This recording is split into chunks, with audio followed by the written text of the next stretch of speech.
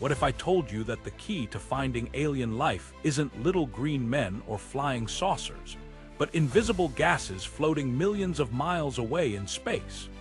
Welcome to one of the most exciting frontiers in science today, the hunt for biosignatures. These aren't alien footprints or radio signals. Biosignatures are chemical signatures in a planet's atmosphere that scream life is here. And the craziest part, we're already detecting them on distant worlds. Let's break this down. Biosignatures are gases that, under normal circumstances, shouldn't exist in large quantities without biological activity.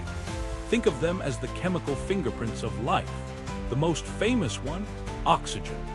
Here on Earth, we take oxygen for granted, but in the grand scheme of the universe, oxygen is actually really weird. You see, oxygen is highly reactive. It wants to combine with other elements. Without life constantly producing it through photosynthesis, oxygen would quickly disappear from our atmosphere. That's why when we detect significant amounts of oxygen on an exoplanet, scientists get really excited. But oxygen isn't the only game in town. Methane is another huge one. On Earth, most methane comes from biological sources, think cow farts, wetlands, and even termites. While methane can be produced through geological processes, when we see it alongside oxygen, that's when things get really interesting. Because methane and oxygen destroy each other chemically. So if both are present in significant amounts, something must be constantly producing them. That something is almost certainly life. Then there's the controversial one, phosphine.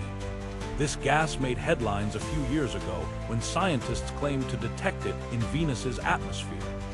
Phosphine is particularly exciting because on Earth, it's almost exclusively produced by anaerobic bacteria or human industrial activity. There are no known natural non-biological processes that create phosphine in significant quantities. The Venus discovery sparked massive debate, with some scientists questioning the detection and others proposing exotic geological explanations. But here's what makes biosignature hunting so tricky: false positives.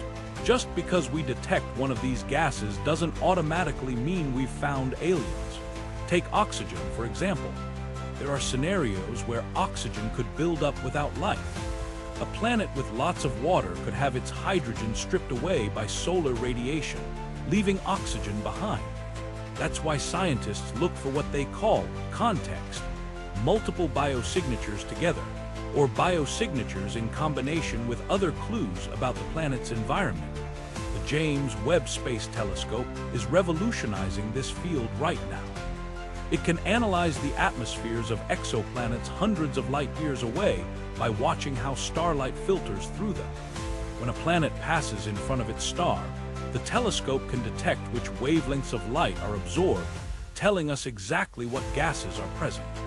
We're already getting incredible data from planets like TRAPPIST-1e and K2 to 18b.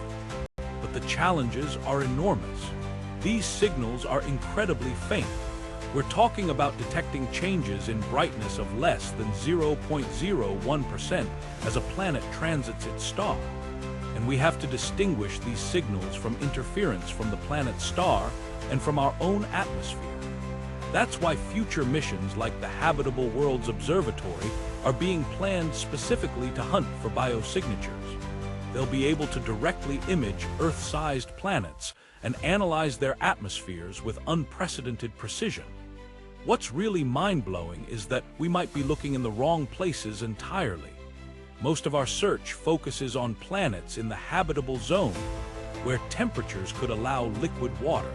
But life might exist in environments we can't even imagine. Subsurface oceans on icy moons like Europa and Enceladus could host life that never produces atmospheric biosignatures.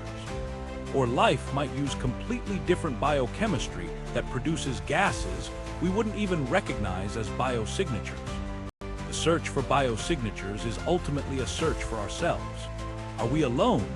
Is life a cosmic fluke, or is the universe teeming with it? Every time we point our telescopes at a new exoplanet, we're essentially asking that question.